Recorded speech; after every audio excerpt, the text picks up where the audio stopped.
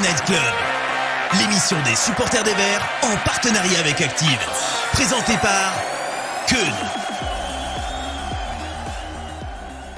Bonsoir à toutes, bonsoir à tous, bienvenue dans ce nouveau débrief de match de l'AS Saint-Etienne, le Saint-Etienne Night Club, en partenariat pour la première fois ce soir avec Active Radio. Je ne sais pas si vous avez suivi ça sur les réseaux sociaux, mais on a officialisé le partenariat cette semaine. Ça fait un petit moment qu'on en parle, donc on est bien content que ce soit la première avec eux ce soir.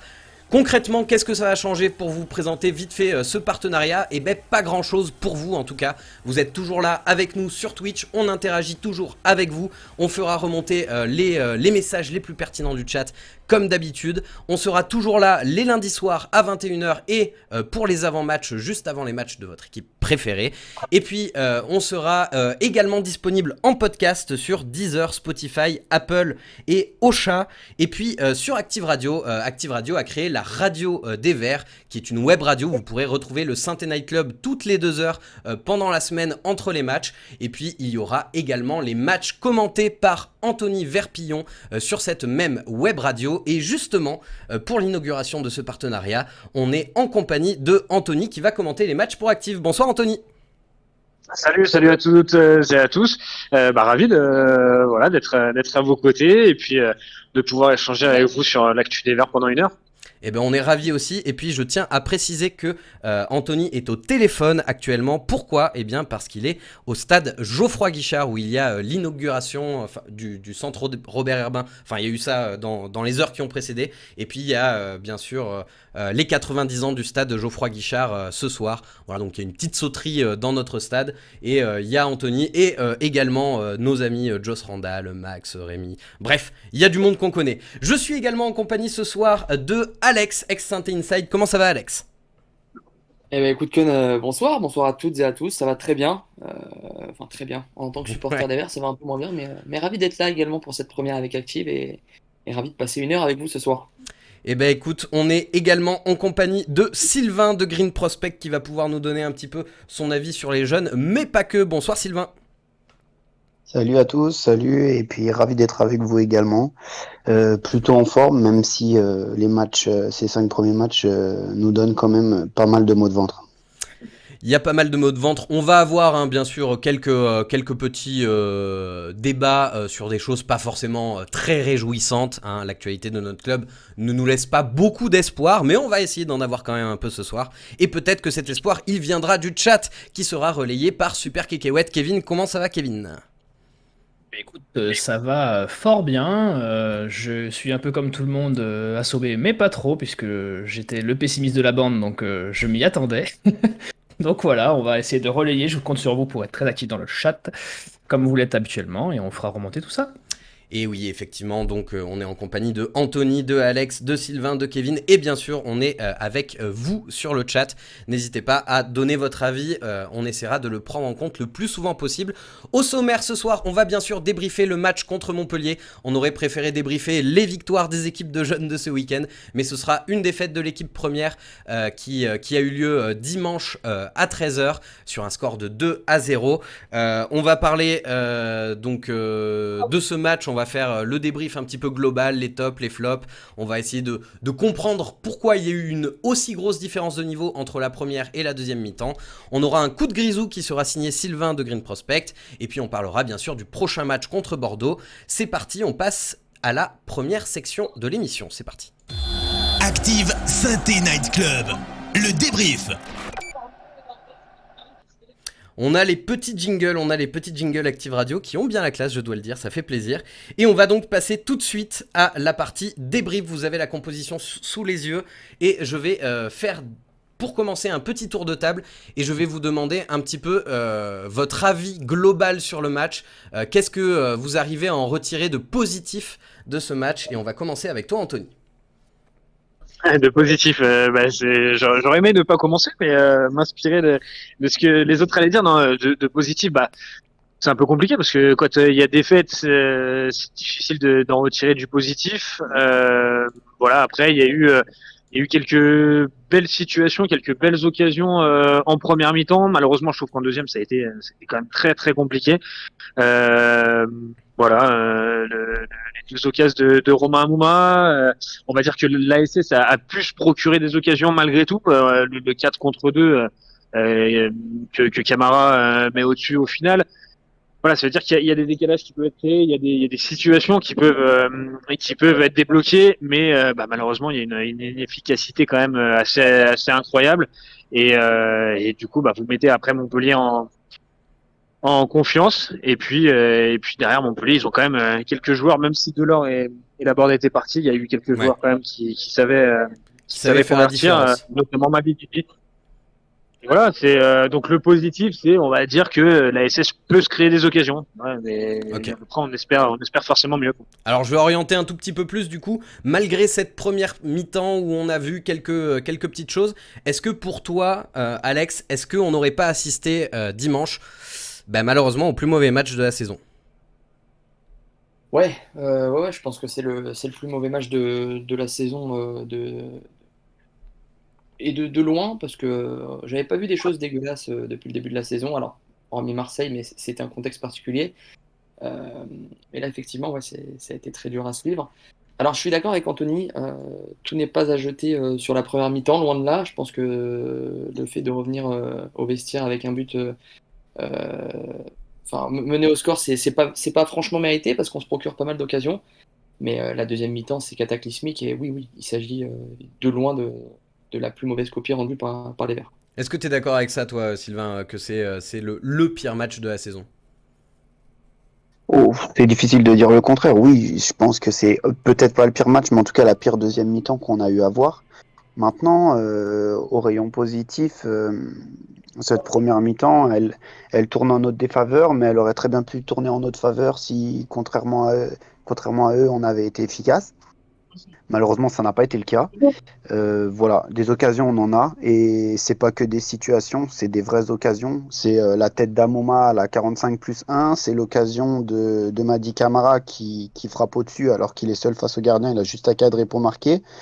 Voilà, je suis pas sûr qu'en première mi-temps, ils aient des occasions plus franches que nous. Pour autant, ils gagnent 1-0 à la mi-temps. Après, moi, j'ai quand même, dans cette deuxième mi-temps, j'avais comment dire, j'avais hâte de voir cette entrée de Ramirez. Ouais. J'avoue que j'ai encore envie de le voir, j'ai encore envie de le revoir surtout, parce que, voilà, il y a des choses qui laissent penser qu'il pourrait apporter dans son style, dans son registre, quelque chose de différent. Alors, pourquoi pas, on cherche du positif, hein, t'as deux mondes, donc Ouais. voilà. Il n'y a pas grand-chose, mais il y a peut-être ça. Est-ce que dans le chat, il y a des choses de positives qui ressortent un petit peu, ou pas du tout? J'en ai. Allez, j'ai vu un message positif, Ah, c'est Vince SS qui nous dit le positif, la première période et l'entrée de Ramirez. Sinon, on est quand même grosso modo négatif, hein. Le RPSS qui nous dit le moins bon match depuis le début de la saison et de loin. Nico qui nous dit ce match on devait le gagner en convertissant rien qu'une ou deux occasions franches. On pourra le voir sur les stats, mais c'est vrai que les stats ont parlé pour ça. On n'a pas été si ridicule que ça au niveau des occasions. IP Chéri qui nous dit s'il nous manquait la finition en première mi-temps. La non-titularisation de Colo Ramirez n'était-elle donc pas une erreur? Je pense que si. Et El Cato qui termine en disant n'ont-ils pas lâché Puel? ok. Alors, justement, on va pas tourner autour du pot pendant 150 ans. On a eu une recrue à ce mercato. Je crois que on était tous un peu impatients de le voir à l'œuvre. Il a joué une trentaine de minutes. Qu'est-ce que vous retenez de son match à Ramirez, Alex? Comme a dit Sylvain, je demande à revoir. C'est très compliqué de se faire une idée sur 25-30 minutes, étant donné le contexte dans lequel il est arrivé. Voilà, il est arrivé d'Amérique du Sud il y a à peine une semaine. C'est compliqué. Après, je demande à revoir. Il y a pas eu j'ai pas vu de mauvaises choses. J'ai vu des choses plutôt intéressantes. Techniquement, j'ai vu qu'il savait faire un contrôle, hein, contrairement à un certain attaquant qu'on a prêté à Guingamp. Donc, Qui a marqué ce week-end? qui a marqué ce week-end, mais bon, s'il Disons-le. marque à Guingamp, ça m'intéresse moins. Donc voilà, mais c'était trop tôt pour juger. Je demande à le revoir. Après, on est tellement Ah oui, en oui, manque alors d'un vrai attends, numéro attends. 9 Quoi qu'il arrive, je te demande pas de juger le joueur. Je te demande ton avis sur sa prestation de 30 minutes. Évidemment, j'espère que Ouais, ouais, personne bah ne oui. tirera des conclusions définitives de 30 minutes de Ouais, mais, Ramirez. mais c'est ce que je dis, c'est compliqué je trouve de juger sur 30 minutes. Après, c'est ce que j'allais dire, on est tellement en manque de numéro 9 à Saint-Étienne, d'un vrai attaquant, d'un d'un vrai tueur devant le but depuis tant d'années que on se contente de tout et on est excité pour un rien. Donc C'est clair. voilà, je demande à voir et qu'il nous fasse vibrer sur les prochaines semaines. T'en as pensé quoi, toi, Anthony, de la première de Ramirez? Bah, très bien résumé. Le contexte dans lequel il arrive, c'est évident. C'est un joueur de 24 ans qui n'avait jamais quitté son pays, qui est père de famille. Il nous le rappelait en conférence de presse avec des présentations avant le match de Montpellier. C'est un père Alors, de famille. je me permets de te couper, on t'entend beaucoup moins bien que tout à l'heure. Ok. Attends, j'étais 2 mètres, ça s'appelle. Oui, je disais, c'est mieux là. Ah non, j'avoue que c'est pas trop mieux. Alors, je te laisse le temps de trouver un spot peut-être un poil plus à l'air libre. On rappelle qu'il est à Geoffroy Guichard ce soir, Anthony Verpillon, que vous pourrez retrouver aux commentaires des matchs des Verts, j'allais dire tous les dimanches, mais ça dépend si on joue le samedi ou le dimanche, sur la web radio de Active, la radio des Verts. Tiens, Sylvain, t'en as pensé quoi, toi, de Ramirez sur ce match, sur ces 30 minutes? Bah, je me suis un peu déjà exprimé sur le sujet. Voilà, je trouve que l'entrée est intéressante et que je redemande à voir. Maintenant, moi, ce que je trouve encourageant dans ce joueur, c'est qu'il a signé en fin de mercato. C'est un joueur qui, j'ai l'impression, ne fait pas n'importe quoi. C'est-à-dire que c'est un joueur qui a la volonté de performer parce que c'est la première fois qu'il arrive en Europe. Donc à 24 ans, c'est pas un jeune joueur qui n'a pas, qui a seulement 1 ou 2 saisons derrière lui dans son pays. C'est vraiment 3, 4 saisons dans son pays. Il arrive avec la volonté de performer en Europe. Il arrive et il tente de se mettre dans les bonnes conditions. Pour rappel, sa famille va venir habiter à Saint-Étienne avec ses 2 enfants. Et des bruits que j'ai eus, il a déjà trouvé une maison. Donc Ok. voilà, le monsieur veut s'installer, veut vite être dans des conditions optimales pour pouvoir performer sur le terrain. Et C'est ça, beau, ça. j'avoue que ça me plaît pas mal. Ouais, carrément. Est-ce qu'on t'a retrouvé, Anthony? Alors, est-ce que c'est mieux là? Ah, c'est bon, on entend ta douce voix. Non, mais c'est ce que je veux dire en fait. Ce que j'ai veux dire, c'est effectivement, c'est quelqu'un qui arrive il y a moins d'une semaine, qui est père de 2 enfants, donc voilà, qui est très axé famille, qui sait dans sa Alors, présentation. ouais, Et je suis désolé, Ouais. mais là, on t'entend vraiment en saccadé tel Itinéris dans Astérix et Obélix Mission Il faudrait Cléopâtre. que tu te déconnectes et tu te reconnectes, ouais, mais je pense qu'il Ouais. est tenu au marquage par Madi Camara et c'est difficile. ça arrive. Je reviens. Yes. Bon. Il est passé sous un tunnel. Il est peut-être passé dans le tunnel de l'entrée des joueurs, hein, on sait pas, c'est le Et fameux. enfin une défense efficace de Madi Camara sur le week-end, merci à lui. Bon, qu'est-ce qu'on a pensé le chat de la première de Ramirez? Nico qui nous dit, Nico Saint-Paul qu'on salue, il a touché 3 ballons en 35 minutes. Axton qui nous dit Ramirez ne fera pas de miracle sans bon ballon et vu le peu de centre qu'on a fait, ça pue. Je suis plutôt d'accord, c'est le profil qu'on nous décrit et c'est ce qui ressort beaucoup dans le chat, c'est que c'est un joueur de surface Ouais. et on a beaucoup de craintes, comme on disait dans l'avant-match hier, que les ballons n'arrivent pas dans la surface. Après, si je peux me permettre, Ouais, vas-y. je rebondis sur ce que disait Sylvain et je trouve que c'est super intéressant sur la notion d'installation. Il a déjà déclaré que sa famille allait le rejoindre. Sylvain nous dit qu'il cherche déjà ou qu'il a déjà trouvé une maison. C'est pas le cas de tous les Sud-Américains qui débarquent en Europe, ça, hein. Souvent, ils arrivent seuls, laissés pour seuls et livrés à eux-mêmes, surtout dans un club comme Saint-Étienne où on sait que l'accompagnement n'est pas le plus optimal. Donc, je trouve ça super intéressant. Et je trouve ça, voilà, je trouve que c'est bon signe sur la mentalité du bonhomme, comme le disait Sylvain. Et voilà, ça peut laisser présager quelque chose de bon. À voir en tout cas. C'est ce qui est arrivé à Troco, il me semble. Ouais, Quand il est à arrivé. Troco, à Gabriel Silva, à plusieurs Sud-Américains qu'on avait appris plusieurs semaines après voilà, qui n'avaient pas d'interprète, qui se sentaient seuls dans le groupe. Et en plus, dans le groupe, voilà, là en l'occurrence, il y a Gabriel Silva, il y a Miguel Troco, il y a Colo qui sait parler également l'espagnol. Donc voilà, c'est encourageant. C'était arrivé à Freddy Guarin aussi, je me souviens, qui avait été un peu tout décontenancé en arrivant chez nous. Et en plus, Ramirez avait eu l'occasion de parler avec Gonzalo Bergesio, ancien attaquant des Verts, qui a été le transfert le plus cher de l'histoire à un moment, je me souviens, du club. Et Gonzalo qui lui avait dit le plus grand bien apparemment du Forêt et de notre équipe. On a pas mal évoqué le fait que l'animation offensive hier avait été particulièrement inefficace, avec beaucoup d'occasions. Si je vous réaffiche les stats pour ceux qui nous voient en direct, vous verrez qu'on a plus de tirs que Montpellier, mais malheureusement il y en a pas eu de vraiment très dangereux. Comment vous expliquez ça? Est-ce que vous pensez que c'est une consigne du coach qui leur a demandé de beaucoup tenter, quitte à ce que ce soit un peu perdu, ou est-ce que c'est simplement un réel problème dans la manière de s'approcher du but adverse? Anthony, je veux bien qu'on réessaye Oui. ton micro si possible. Est-ce que c'est mieux? C'est mieux ou pas? Ça a l'air. Lance-toi. Ouais. Moi, je pense que je pense que c'est une question d'animation en fait, tout simplement. Enfin, pourtant, on a des joueurs quand même qui sont pas maladroits. Romain Amouma l'a démontré. Kiasri, c'est quand même pas un jeune joueur. Bouanga non plus. Enfin, voilà, après, ils donnent pas l'impression d'être des tueurs. J'espère que Ramirez va apporter ça. Mais avant même d'être un tueur, effectivement, faut s'approcher de la surface. Et ça paraît compliqué. Voilà, moi j'arrive pas vraiment à me l'expliquer parce que quand on a des joueurs de cette trempe-là, s'il y a beaucoup de cadres qui sont partis dans différents secteurs de jeu, là pour le coup l'attaque c'est pas vraiment le cas. Donc ça devrait un peu mieux tourner que ça. Et il y a des joueurs d'expérience qui devraient, s'ils sont pas assez sollicités, redescendre, surtout qui jouent à peu près dans le même registre.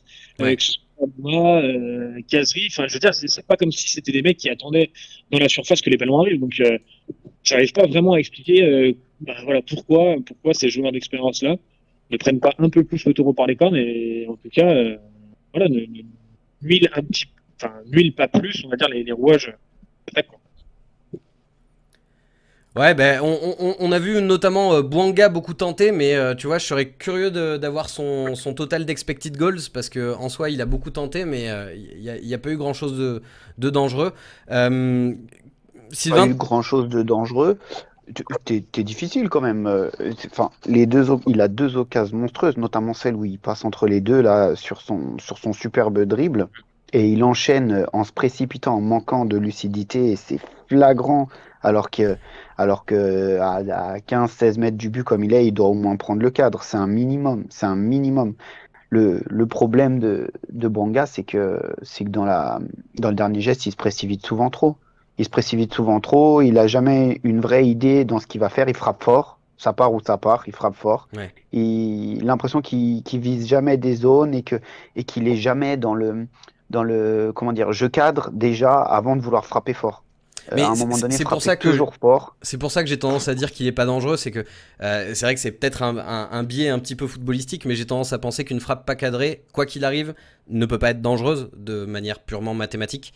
Donc Tout à fait, tout à même fait. si Et pour effectivement il se crée des occasions, tant qu'il cadre pas, c'est 0% de chance que ça rentre quoi.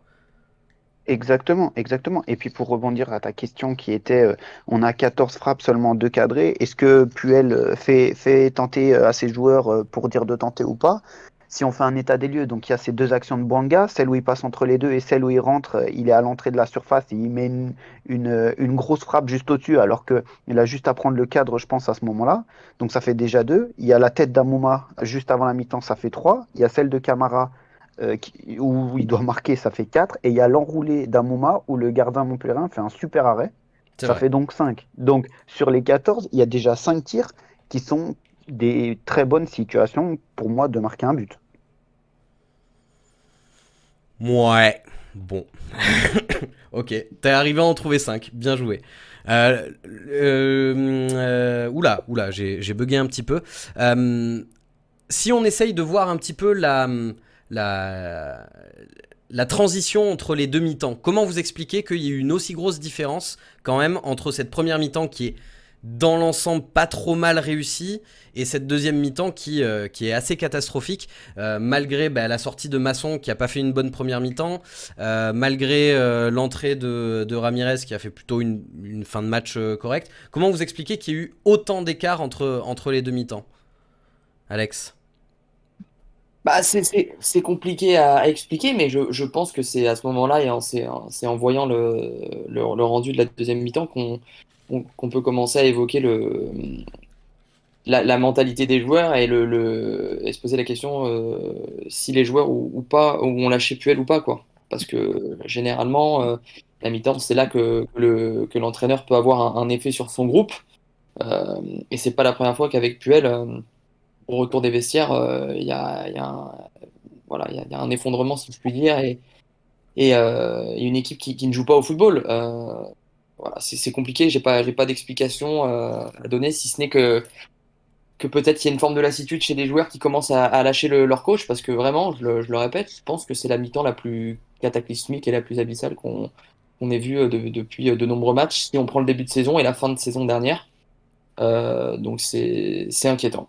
Voilà, c'est Donc, inquiétant. toi, tu penses que c'est pas vis-à-vis des joueurs qui sont rentrés, mais plus de l'état d'esprit général, quoi. Ah bah c'est les deux, hein. La sortie de banc les sorties de banc qu'on a hier, c'est catastrophique. Adil Aouchiche n'apporte rien, Crasso non plus. Voilà, il y a Ramirez, on l'a évoqué, qui est peut-être cette petite lueur d'espoir, mais les sorties de banc n'ont pas été efficaces. Mais je pense que c'est plutôt un problème mental. Rien ne se dégage rien ne se dégage de cette équipe. Il y a pas de notion de plaisir. Et on se demande, au vu de la pâle copie en deuxième mi-temps après le retour des vestiaires, s'il n'y a pas des joueurs qui commencent à lâcher Puel. Bon, on a essayé de trouver un petit peu les points positifs de cette rencontre. Maintenant, on va s'attaquer au dur. On va essayer de déterminer le flop Ouais. de ce soir. Anthony, si tu devais définir un flop, tu définirais qui, toi? Alors le flop, j'avais quelques noms en tête, mais enfin voilà, c'est des très jeunes joueurs, donc on va pas les accabler. Moi le flop, c'est pour rebondir sur ce que vous venez de dire juste avant. J'étais en train de vérifier pendant que vous parliez la deuxième mi-temps. Enfin, comment on explique, c'est quand même que les choix n'ont pas été bons. Quand vous faites rentrer Brian Dokwe, alors j'ai rien contre lui, mais il a 19 ans, Mathis Saban, il a 19 ans. Vous les faites remplacer, comment il s'appelle, Masson et Amouma. Ce sont quand même des joueurs d'expérience. Alors, je peux imaginer quand même que Amouma a plus que 60 minutes dans les jambes, mais bon, visiblement, s'il sort, c'est qu'il y a une raison. Mais Brian Nukwe, Mathis Saban et ensuite aussi, vous faites rentrer Crasso, qui a 9 matchs en Ligue 1, si je me trompe pas.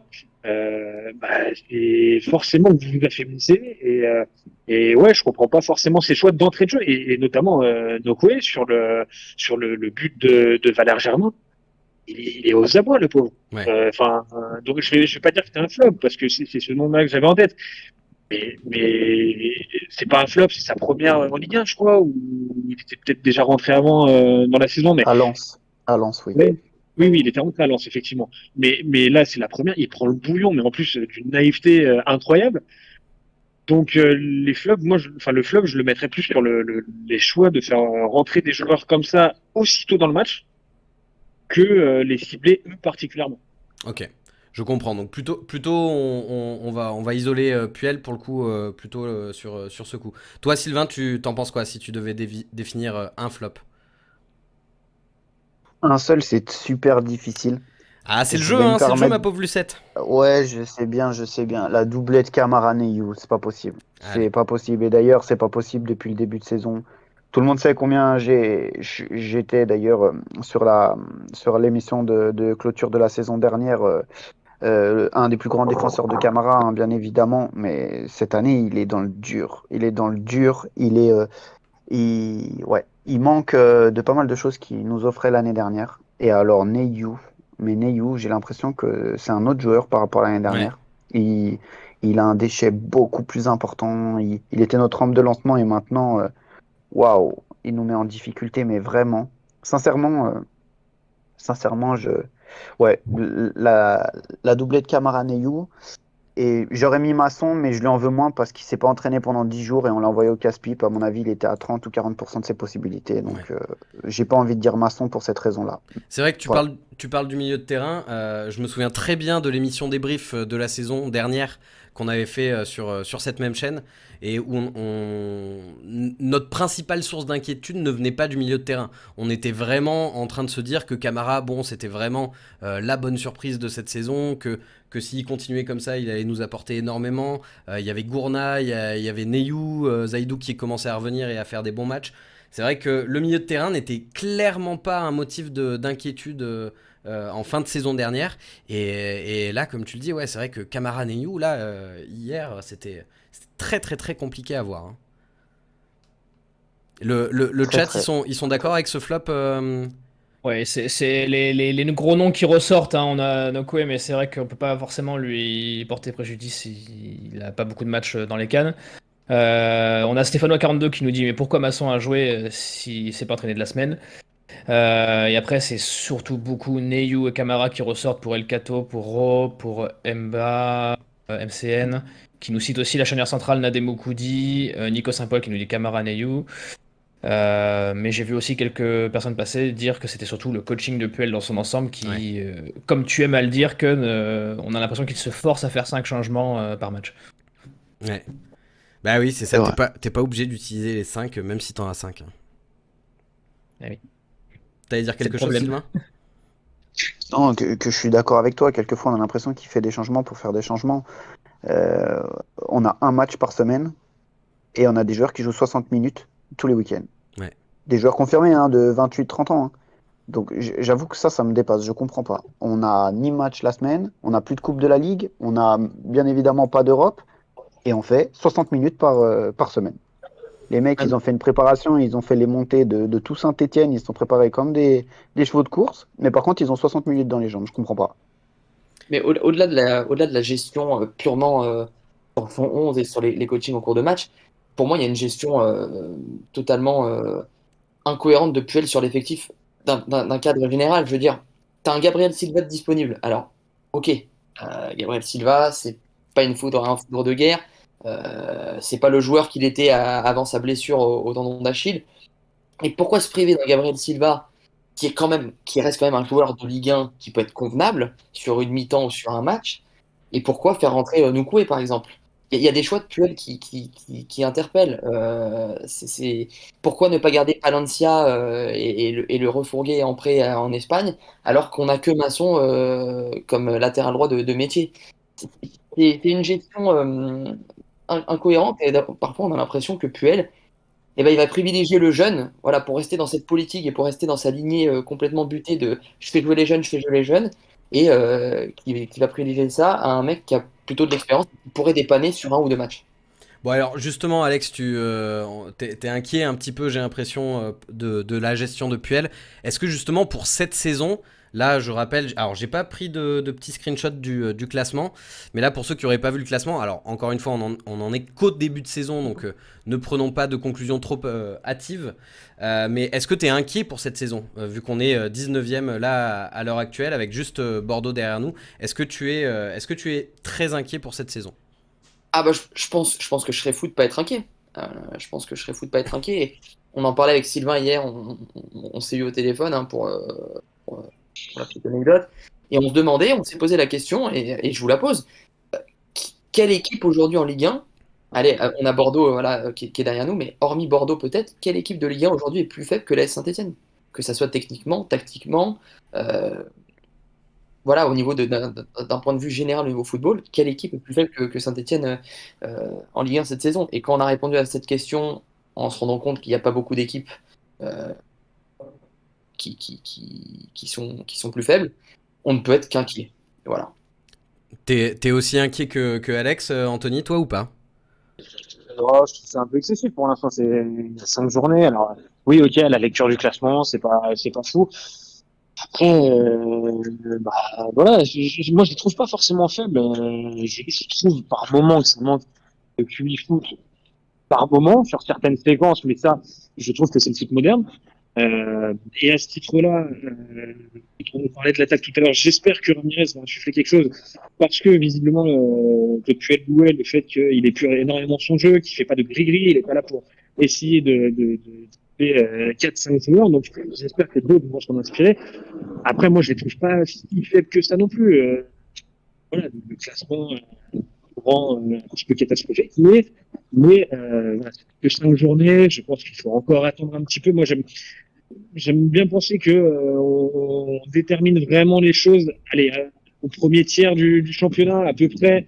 Où, on se dit bon là, c'est pas que les positions seront figées, mais ça va ressembler à peu près à ça le reste de la saison. Donc voilà, j'attends encore de voir. Après, il va pas falloir perdre de temps, parce que peut-être que vous y reviendrez, mais le calendrier est très fourni jusqu'au Ouais. derby.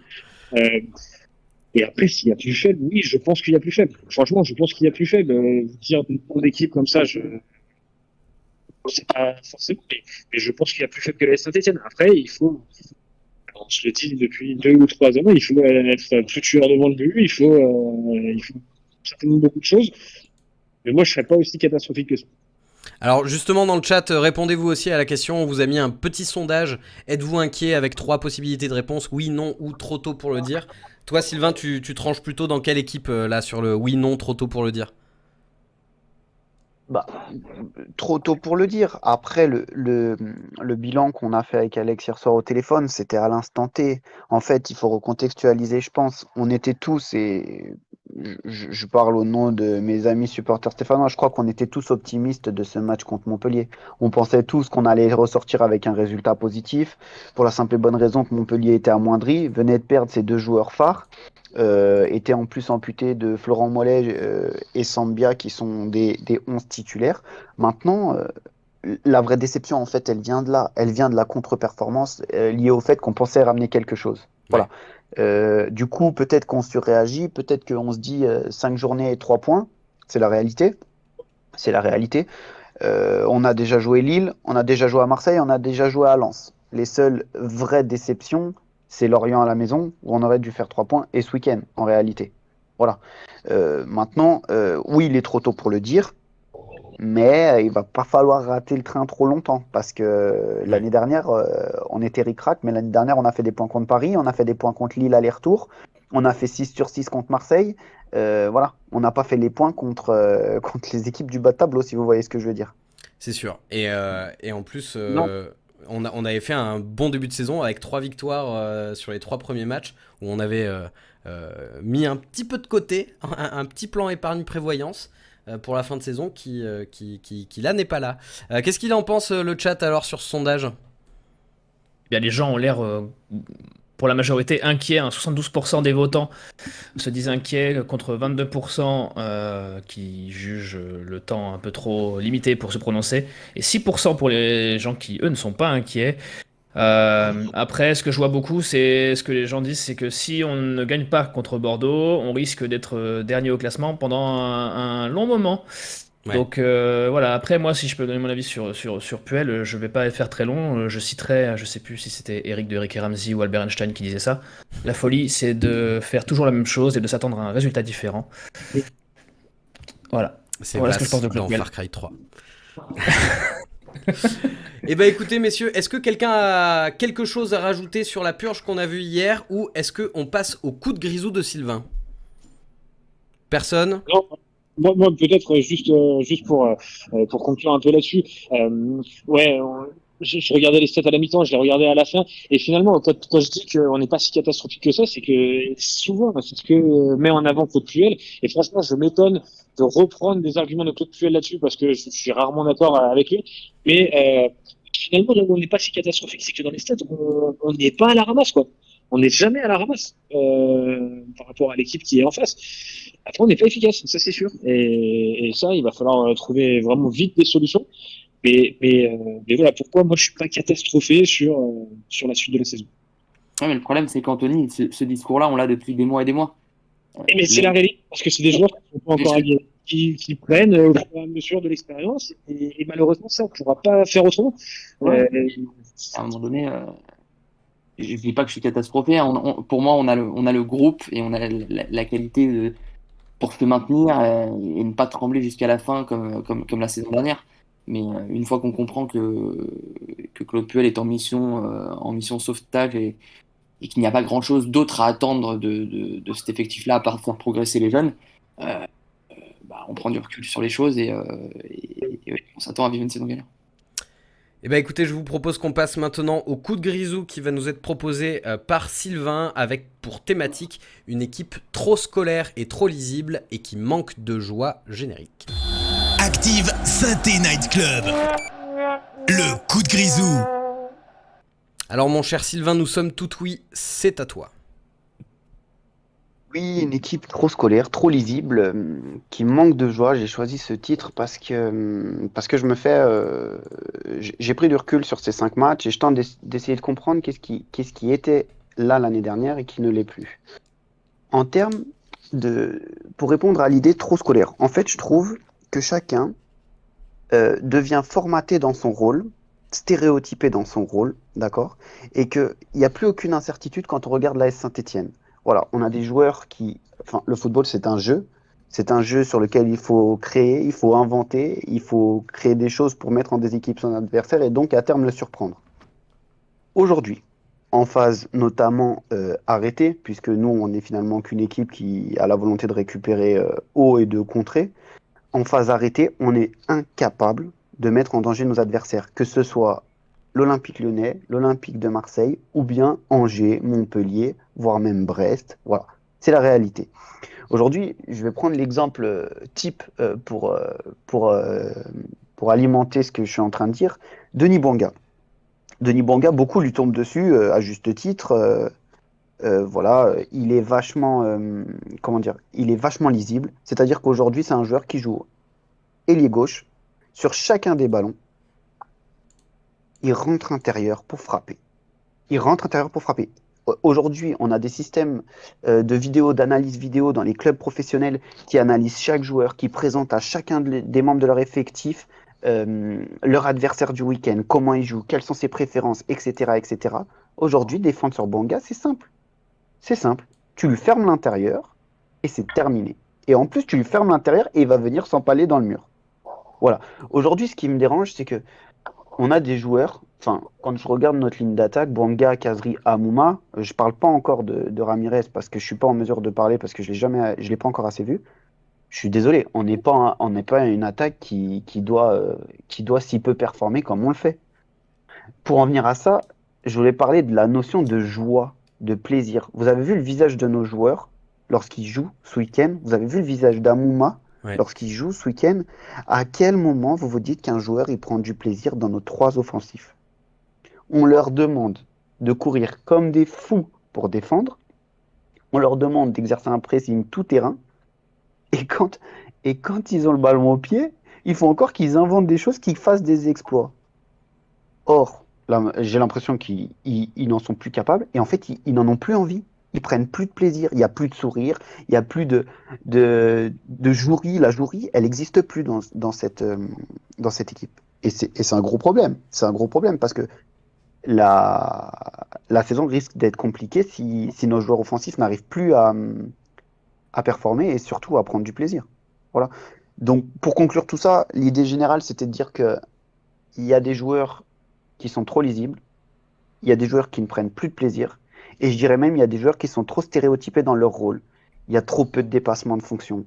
Je pense à un joueur comme Madi Camara qui se projetait beaucoup l'année dernière, qui était capable de marquer des buts. Aujourd'hui, il se projette moins. On a 2 latéraux, ils dépassent jamais, ils rentrent jamais dans les 35 mètres adverses. Jamais. Ils centrent toujours de loin. On n'a jamais des mecs qui dédoublent dans le dos de nos ailiers.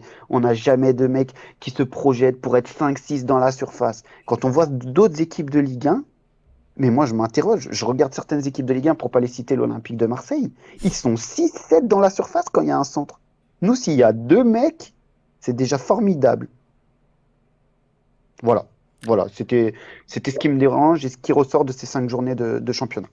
Ok, eh ben écoute, j'ai tendance personnellement à être assez d'accord avec toi et n'oublions pas que le football est un jeu et que une des meilleures manières de jouer au football, c'est de prendre du plaisir en jouant au football, ne l'oublions jamais. Est-ce que vous êtes d'accord avec ça, Anthony? Est-ce que tu es d'accord avec cet avis de Sylvain?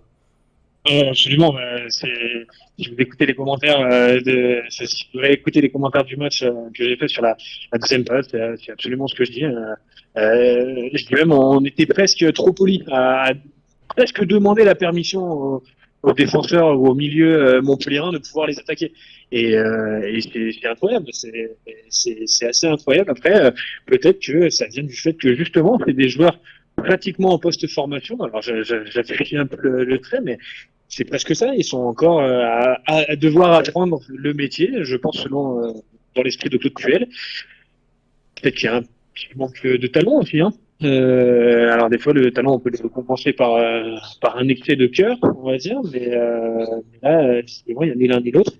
Et moi je suis absolument d'accord avec ça. C'est beaucoup trop poli, beaucoup trop stéréotypé. Et je sais, enfin là hier on pouvait jouer tout l'après-midi. Je vois pas de qui pouvait venir l'éclair et surtout la déstabilisation de l'adversaire. Voilà, c'est et ça peut partir d'une relance du gardien.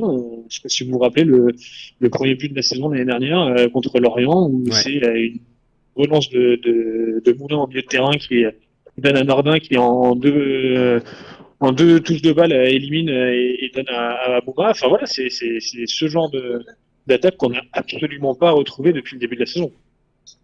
Qu'est-ce que t'en penses, toi, Alex?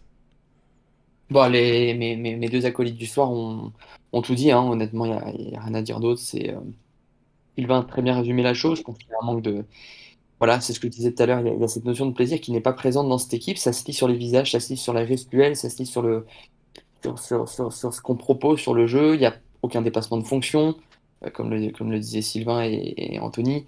Euh, on a l'impression qu'on peut jouer des heures et rien ne se passera. Donc c'est très, trop stéréotypé, toujours les mêmes circuits de passe. Donc voilà, ils ont tout dit et il y a rien à ajouter d'autre. Pourtant, dans Malheureusement. notre histoire récente, quand même, j'ai envie de vous donner des petites gourmandises là aux oreilles. Dans notre histoire récente, on a eu des mecs comme Gradel qui se marraient sur le terrain. On a eu des mecs comme Feindouno qui se marraient sur le terrain, comme Aubameyang, comme Alex et Aloisio. On a eu des joueurs fun, hein, un petit peu quand même à Saint-Étienne. Là, c'est vrai que ça Alors, fait un moment qu'on a plus de fun. Mais je suis pas sûr qu'on n'ait pas ce genre de joueur fun, hein. On a des joueurs de ballon, hein. Kazri, c'est un super joueur de ballon. Amouma aussi. Euh, je pense qu'au milieu, il y a de quoi créer quelque chose aussi, hein. Nelou, il a du ballon. Zaidou Youssouf aussi. Mais c'est une osmose générale qui prend pas. C'est la mayonnaise qui prend pas et qui fait qu'on s'ennuie fermement devant cette équipe. Alors, ça vient sûrement des consignes du coach également, mais je suis pas d'accord en disant qu'on n'a pas de joueurs de ballon. On n'a pas ces joueurs-là qui se régalent avec le ballon dans cette équipe. Alors, j'ai pas dit qu'on n'avait pas de joueurs de ballon, j'ai dit qu'on n'avait pas de joueurs qui répandaient la joie de vivre vraiment sur le terrain. Tu me parles d'Amouma, Amouma, bon, il fait quand même un peu tout le temps la gueule sur le terrain. Ouais, je vois ce que tu veux dire. Alors, dans ces cas-là, le dernier en date, c'était Cabella et il est parti Eh oui. malheureusement. C'est vrai que Cabella, qui a été remplacé par Boudbouz, il y a un petit peu moins de joie de vivre maintenant. Le chat, il le ressent aussi. Je sais pas si vous avez l'occasion de regarder les synthés inside sur la chaîne ASSE TV où on voit un petit peu les coulisses. Comment vous le sentez, vous, l'ambiance un petit peu de ce groupe dans le chat? Est-ce qu'ils ont réagi un petit peu à ça, Kevin? Non, les deux choses qui ressortent par rapport au. Déjà, félicitations pour le coup de Grisou, il a été plébiscité dans le chat, c'était unanime. Bravo. Ce qui ressort beaucoup, les deux mots qui ressortent beaucoup, c'est QI foot. Le QI footballistique de certains joueurs qui est remis en question. Et le manque de plaisir, il y a El Cato qui nous dit ça. De caractère et de plaisir, RPSS qui nous dit on manque de caractère, si on joue comme ça contre Lyon, ils vont nous massacrer. Et El Cato 42 qui nous dit d'accord sur le manque de plaisir. Cela revient à dire que l'entraîneur n'est pas entraînant. Et c'est vrai que pour ne faire que le parallèle qu'avec lui, Christophe Galtier, sa plus grande force, et c'est pour ça qu'il arrivait à tirer le meilleur de certains joueurs moyens, c'est qu'il arrivait à créer et à fédérer un groupe tout autour de lui. Ce C'est que vrai. apparemment n'arrive pas à faire Claude Puel. Alors chacun en tirera le jugement qu'il veut. Eh bien écoutez messieurs, je vous propose qu'on passe au prochain thème de cette émission qui est corrélé au prochain rendez-vous qui sera le match contre Bordeaux. Anthony, tu veux rajouter quelque chose? pardon, excusez-moi, je discutais Pas de avec souci. Stéphanie. Pas- Non, non, bah, pas grand-chose à rajouter. Après, sur le côté, il y avait des mecs fun et tout. Ouais, il y avait des mecs fun, mais il y avait des mecs qui avaient du talent. Vous avez cité que des joueurs qui avaient un talent incroyable. Et là, ce talent-là, et puis des mecs qui avaient servir le jeu, là, ce talent-là, peut-être qu'il est là, mais je pense qu'il y a une bonne ambiance. Je vous dis la question sur le sol, je pense qu'il y a une bonne ambiance. Et dans une école, enfin, dans une classe, vous pouvez avoir, parce que moi, j'assimile ça à une classe, c'est des jeunes, hein, encore, vous pouvez avoir une bonne ambiance. Et s'il n'y a pas de mecs de talent, et à un moment donné, bah, vous stagnez tout le monde un peu sur un niveau qui est pas le top niveau. Et moi, je pense que ça manque effectivement d'allant Alors moi, je parle plus en tant que journaliste. Et évidemment, j'ai pas leur niveau de jeu, mais en tant que journaliste, quand on écoute Claude Puel à longueur de conférence de presse, c'est pas fun. Même quand on lui parle, je sais pas, des 90 ans du stade, je faisais le parallèle avec Jean-Louis Gasset. Jean-Louis Gasset, tu lui posais une question hors football, mais il donnait envie de le suivre, quoi. Claude Puel, c'est pas le cas. Et si c'est pas le cas devant les journalistes, je sais pas comment il est dans le vestiaire, mais ça ne doit pas être le cas non plus. Donc voilà, on va pas tout lui mettre sur le dos. Je pense qu'il y a aussi un manque de talent, mais effectivement, le manque d'enthousiasme, c'est sûr qu'il est criant. Ouais, bah c'est sûr qu'on aurait bien besoin d'un peu d'entrain de la part de notre coach, mais c'est pas sa spécialité. On va passer du coup à la dernière partie de cette émission, les amis. On va parler du prochain match donc contre Bordeaux. On y va tout de suite. Active Saint-Étienne Night Club. Le prochain match. Alors les amis, le prochain match donc contre Bordeaux, ce sera le 19 septembre 2021, le week-end prochain, à 21h, ce sera à domicile au stade Geoffroy Guichard. Qu'est-ce que vous attendez de ce match? J'imagine que ça va être une victoire, mais qu'est-ce que vous changeriez par rapport à la compo à Montpellier sur la compo face aux Girondins de Bordeaux? Sylvain, est-ce qu'on pourrait avoir ton avis compo et ton avis changement en termes de compo de départ? Alors, compo de départ, c'est super difficile. On est lundi soir, on a quand même pas mal d'interrogations. Je pense notamment à Masson, par exemple. Ouais. On a l'interrogation de savoir comment va se passer la semaine. Il faut quand même remettre les choses en contexte, hein. On n'est pas, nous, toute la semaine à l'entraînement. Donc, prétendre vouloir donner une composition sans assister à tous les entraînements et à la vie de groupe, c'est quand même toujours difficile. Après, dans l'idée de jeu, je pense qu'on va avoir le droit à la première titularisation de Ramirez parce que on est à domicile, parce qu'on est censé quand même faire le jeu contre une équipe bordelaise qui est autant malade que nous. Ça sera le retour de Seydousso, je pense, qui est nécessaire derrière. Voilà. Après, en termes de formation, de composition, j'ai pas tellement envie de dire il faut qu'il joue comme ci ou comme ça. J'espère juste qu'on va avoir une équipe on va avoir un public qui va être derrière son équipe parce qu'ils auront besoin qu'on soit tous derrière eux, même si les temps sont durs. Et j'espère qu'on aura une équipe qui va donner le maximum. Quand bien même c'est le cas, voilà. Moi, je serai au stade samedi soir et j'espère voir une victoire parce qu'il faut une victoire. J'espère que ça sera un déclic en fait samedi soir et qu'on trouvera vraiment et qu'on arrivera vraiment à lancer cette saison qui peine à être lancée. Ok. Toi, Alex, de ton côté, est-ce qu'il y a des joueurs que t'aimerais voir titulaires la semaine prochaine? Ouais, bah, le retour de Seydou Sow, hein, dont l'absence s'est fait quand même un peu remarquer hier. Je nous ai trouvé moins solide, donc voilà, je pense que son retour peut nous faire du bien. Effectivement, voilà, là, je pense que c'est le cas de tout le monde, hein. On attend tous la première d'Ignacio Ramirez. Voilà. En plus, ça sera Geoffroy Guichard contre une équipe qui ne va pas bien également. Donc, c'est peut-être le bon moment. Après avoir le système, est-ce qu'on va repartir sur un 4-3-3 ou est-ce qu'on va partir sur un 4-4-2 à plat, en losange? On verra. Comme le dit Sylvain, c'est très dur de prétendre vouloir donner un 11. Mais voilà, ce sont les deux joueurs que j'aimerais revoir du moins, en espérant qu'Yvan Masson sera remis de sa blessure à Montpellier. Alors, apparemment, j'ai dit une coquille, mais j'avais pas la bonne source, mais apparemment, donc, effectivement, je viens de vérifier. Le match, c'est bien samedi 18 septembre et pas dimanche 19 septembre. Ne faites pas attention à ce qu'il y a écrit sur mon petit visuel. De ton côté, Anthony, toi, est-ce qu'il y a un joueur en particulier que t'aimerais voir sur la feuille de match samedi prochain, du coup? Ouais, bah, forcément Ramirez, parce que le foot, c'est fait pour marquer des buts et ils en promet avec lui. Donc, forcément, on a envie de le voir. Est-ce que ce sera encore trop tôt, trop juste? Je sais pas. Mais moi, j'aimerais le voir pour qu'il fasse un petit peu de point de fixation devant. Visiblement, il est pur sang de donc ça veut dire qu'il peut aussi déstabiliser les joueurs en une touche ou deux grand maximum. Et puis, comme ça libérerait de l'espace pour Wabi Kazri, pour Romain Noah, pour pouvoir s'exprimer. Pourquoi pas Denis Bouanga aussi. Je suis un peu moins fan par rapport à la composition de dimanche là d'Arnaud Nordin, parce que je trouve que c'est un joueur qui a eu sa chance et qui voilà. Qui ne montre rien dans le jeu. Donc ouais, Ramirez et puis avec ce trio là derrière de Amouma, Kazri et Bouanga et après So effectivement il a repris la tête au football et pas que la tête parce que je crois qu'il était un peu blessé.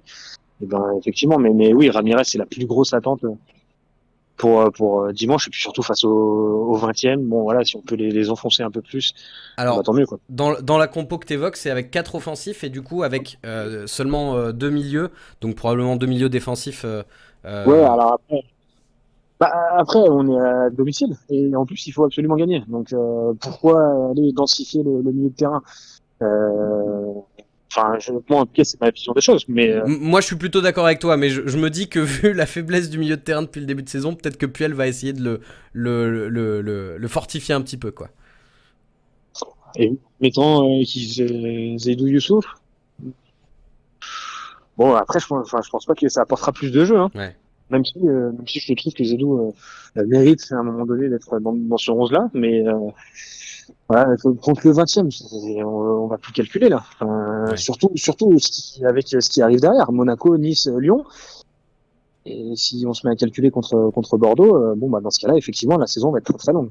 Alors justement, est-ce que c'est le bon moment pour vous d'affronter Bordeaux? Est-ce que c'est le bon moment d'affronter ces Bordelais qui sont derniers du championnat et qui en plus ont eu beaucoup de changements à l'intersaison, hein, on le sait avec le changement de direction, le rachat du club, le changement d'entraîneur, pas mal de joueurs qui ont bougé. Est-ce que pour vous c'est le meilleur moment pour affronter Bordeaux? Qu'est-ce que t'en penses Alex?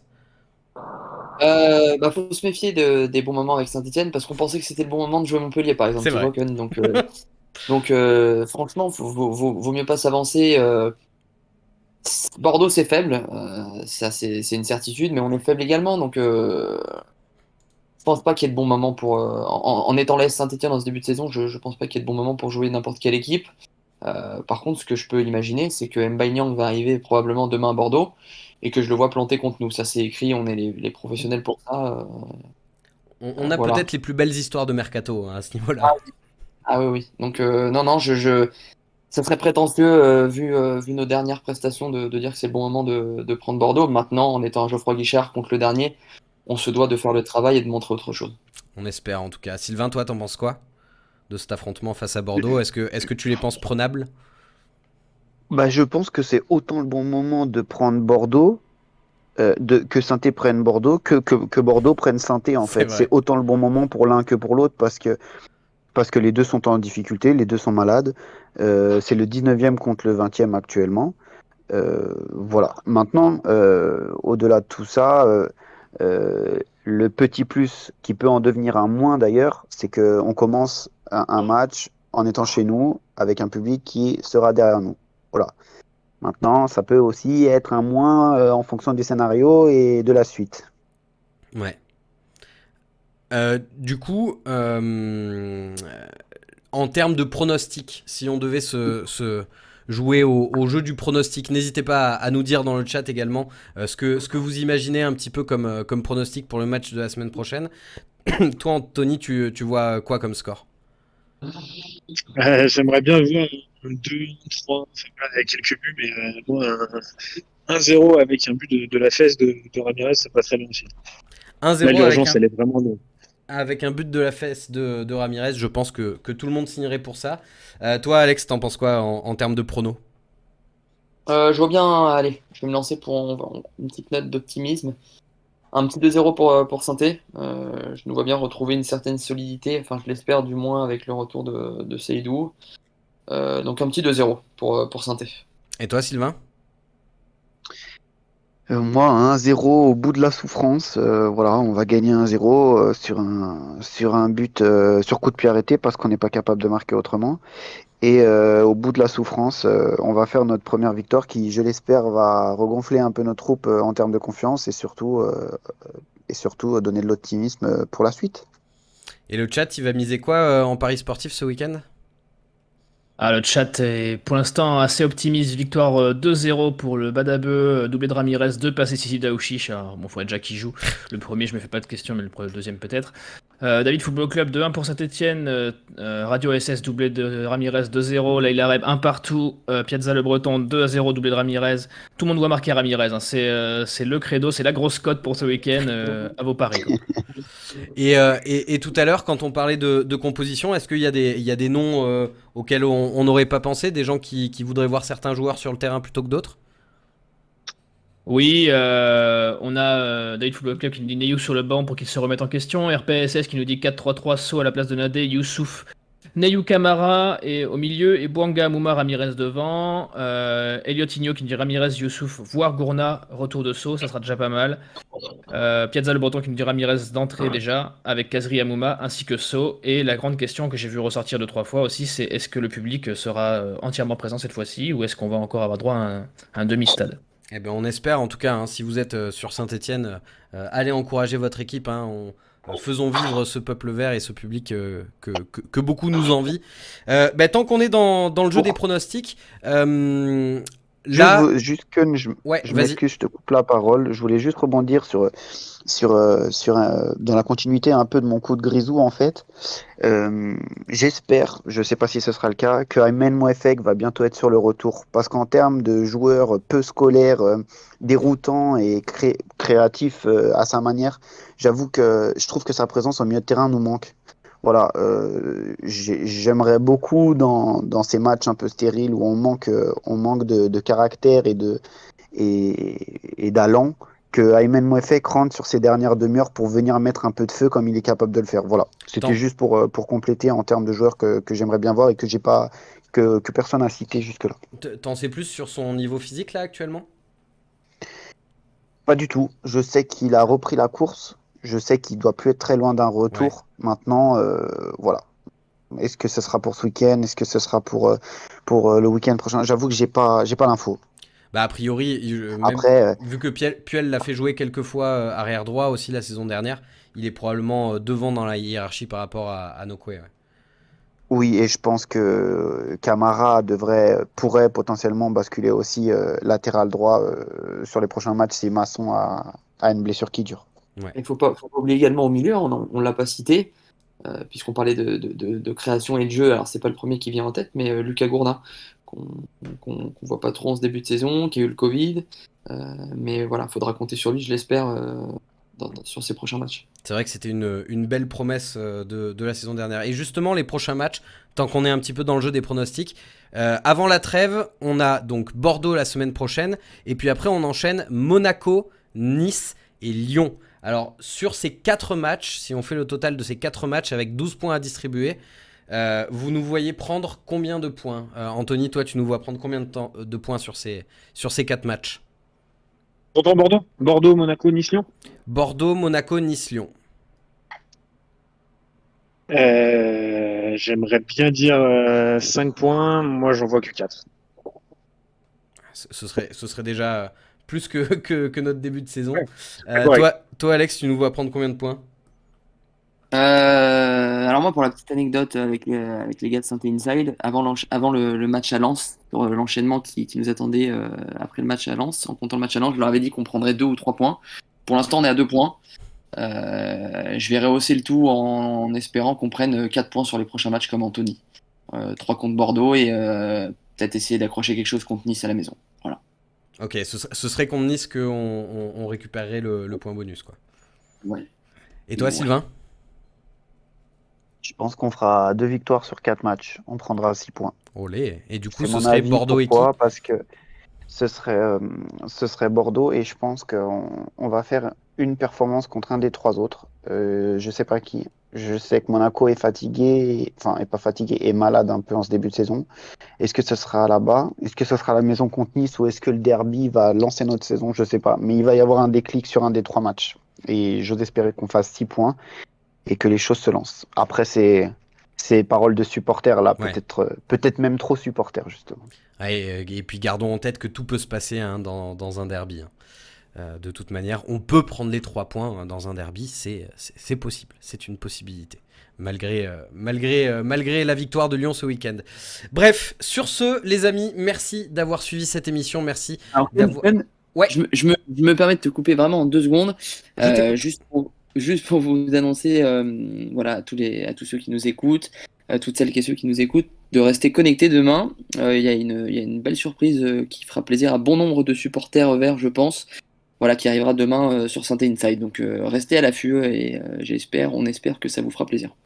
Ah, alors là j'avoue que tu me teases parce que je ne suis pas au courant. Voilà.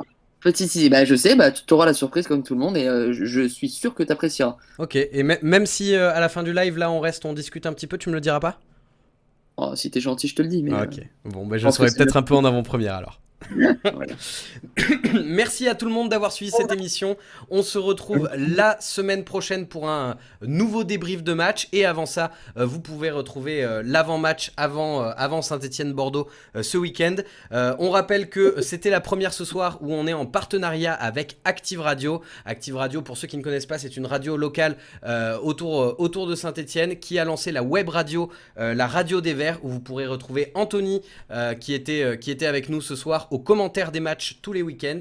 Et puis vous pourrez retrouver également le Synthé Night Club. Vous pourrez également retrouver le Synthé Night Club désormais sur vos applications de podcast préférées comme Deezer, Spotify, Apple ou Ocha. Voilà, merci à tous d'avoir suivi cette émission et on se dit à la prochaine. Salut tout le monde.